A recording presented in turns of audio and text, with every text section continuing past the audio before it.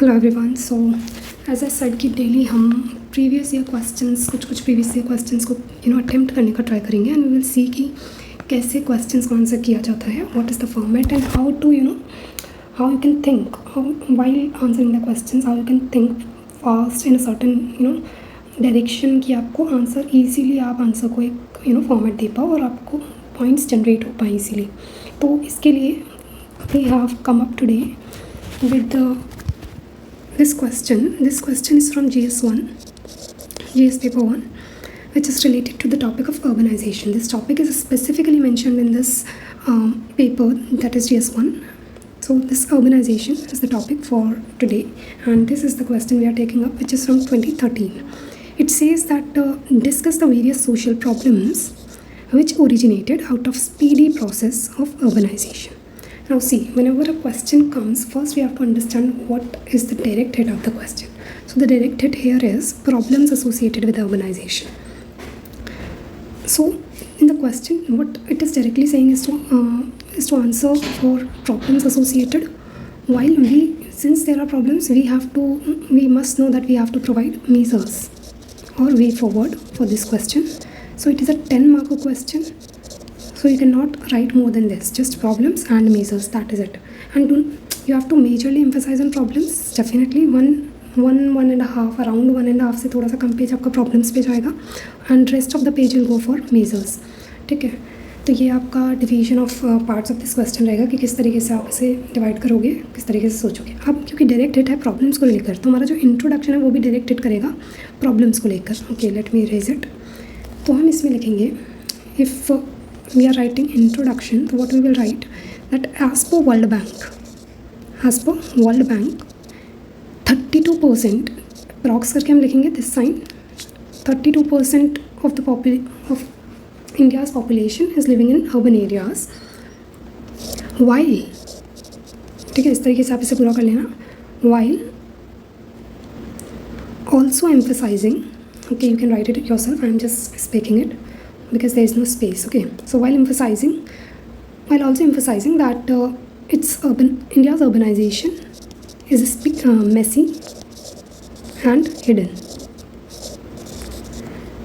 which shifts our policy focus,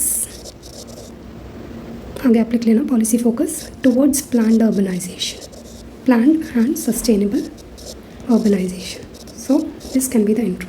This is not that big a intro, मतलब intro बड़ा होना भी नहीं चाहिए और आई थिंक ये इतना बड़ा है नहीं। आप लिख के देखना, 3-4 लाइन से बड़ा इंट्रो नहीं होना चाहिए। 3 lines is the maximum, I think 3 line से ज़्यादा नहीं होना चाहिए। और ये 3 लाइन्स में अगर आ रहे तो ठीक है, वरना आप इसको थोड़ा मॉडिफाइड करके अपने हिसाब से लिख देना। ठीक है, then we will direct hit for the problems, but before that आप इस तरीके से एक ब्रैकेट और से एक बॉक्स बनाएंगे और उसमें आप शो करेंगे कि किस तरीके से इंडिया का अर्बनाइजेशन राइज किया है। तो 2001 में 27% के अराउंड था, 2011 सेंसस के अकॉर्डिंग ये 31%, and as per future reports it will rise to 50% by 2050। तो इस तरीके से आप दिखा दोगे और इस वाले को ना डॉट्स करके दिखाना थोड़ा सा कि हाँ दिस इज़ फ्यूचर प्रोजेक्शन। ठीक है, अब प्रॉब्लम्स अब आप किस तरीके से सोचोगे, बेसिकली अर्बनाइजेशन के प्रॉब्लम्स क्या हैं। तो सबसे पहले आपके दिमाग में ये आना चाहिए, too much of congestion due to too much of population. ठीक है, तो that is due to migration, rural urban migration leading to rise in population, and that is leading to congestion in the urban areas. And because of this congestion there are drainage issues. ठीक है, and due to drainage issues then there are urban flooding. ठीक है, तो ये एक sequence line draw कर रहे हैं हम कि किस तरीके से दिमाग में पॉइंट्स आएंगे। ठीक है, migration and all, rising rate of population, congestion leading to drainage issues, then that is leading to urban flooding. अब आपको इसको एक्सप्रेस करके आपको ही लिखना है। ठीक है, अर्बन फ्लडिंग जब आप लिखोगे तो आप लिखोगे as per World Bank India may lose $5 billion by 2030 due to urban flooding and $30 billion by 2070. So this data becomes very important here to make your answer authentic. Then comes rise in slums and squatters, and as per census 2011 17% of India's population live in slums. ठीक है, which does not have basic amenities and all. ठीक है, तो ये issues हो गए।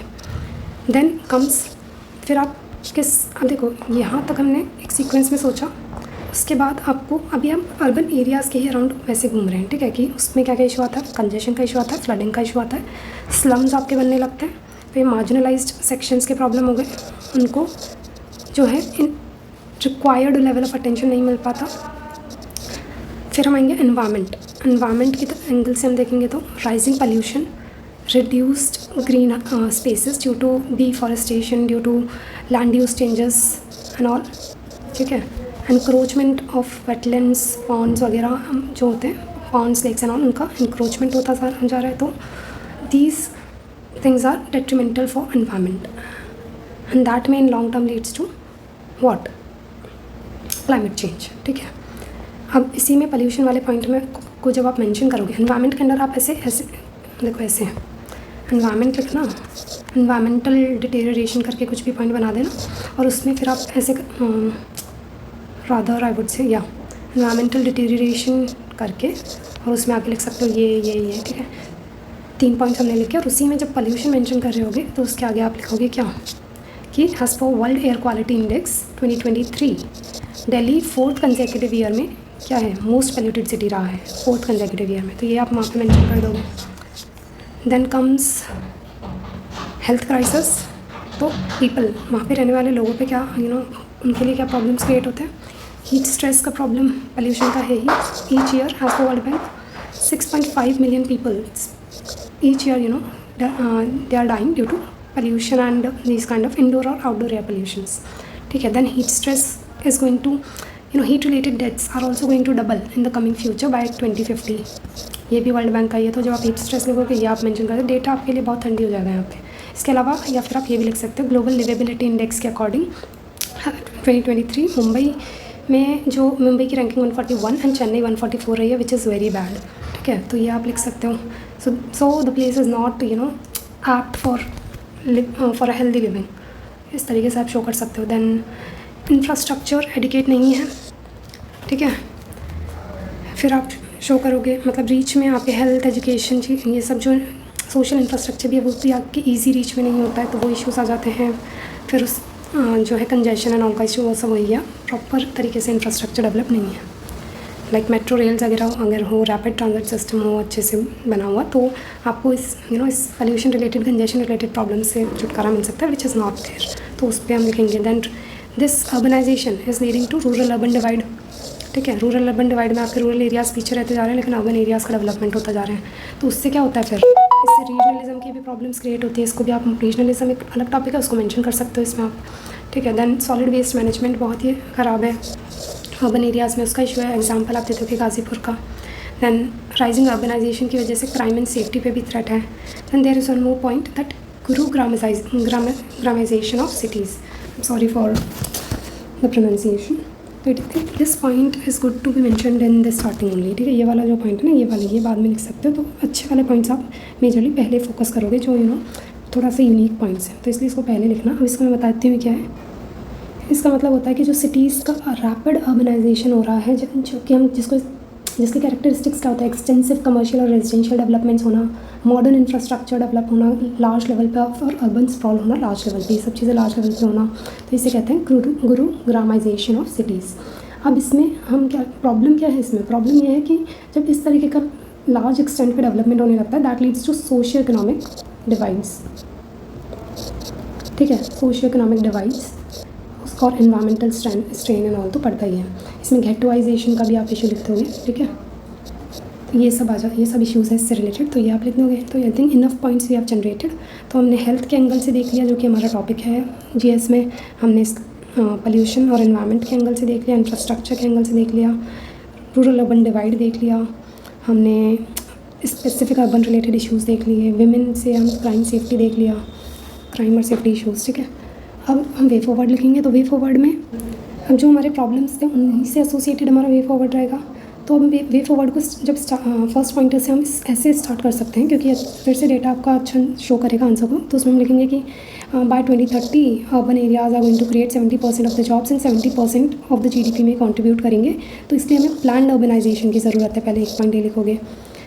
अच्छा, या फिर ऐसा करो, इसे रहने दो, ठीक है, इसे यहाँ पे रहने दो, हम डायरेक्ट यहाँ पे इसको हम बाद में यूज़ करेंगे कंक्लूजन में।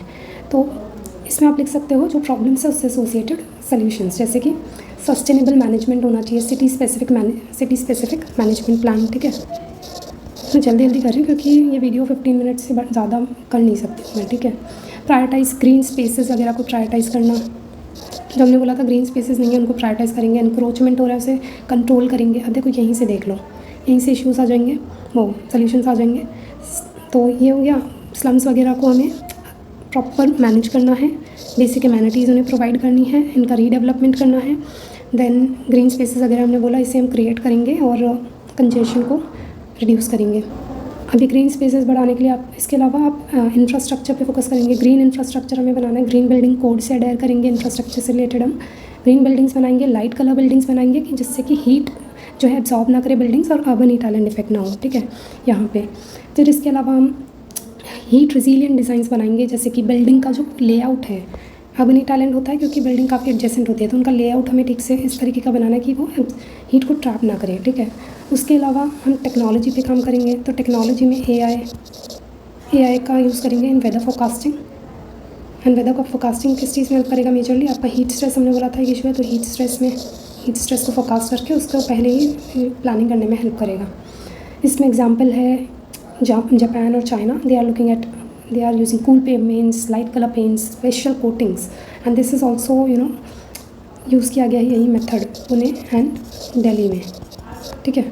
इसके अलावा innovation of running cold water through pipes across all houses, ठीक है, कोल्ड वाटर को रन करना थ्रू द पाइप्स, उसको हम करेंगे। इसके अलावा इसमें हम ग्लोबल प्रैक्टिसेस दिखा देंगे। ग्लोबल प्रैक्टिसेस क्या, एक बार्सिलोना की प्रैक्टिस, बार्सिलोना इन स्पेस, जिसमें सुपर ब्लॉक्स का आइडिया है। सुपर ब्लॉक्स का आइडिया में वो क्या करते हैं कि सुपर ब्लॉक्स, इसमें वो क्या करते हैं, इसमें वो रिस्ट्रिक्ट कर देते हैं ट्रैफिक को इन दिस, ये सुपर ब्लॉक्स बनाएंगे, वहीं पे जो है ट्रैफिक फ्लो करेगा और अदर एरियाज़ फिर आपको जो है ट्रैफिक रिड्यूस हो जाता है। बाकी एरियाज़ में पब्लिक स्पेसेस के लिए वो यूज़ हो सकते हैं, ग्रीन स्पेस के लिए और कम्युनिटी जोन्स के लिए, ठीक है।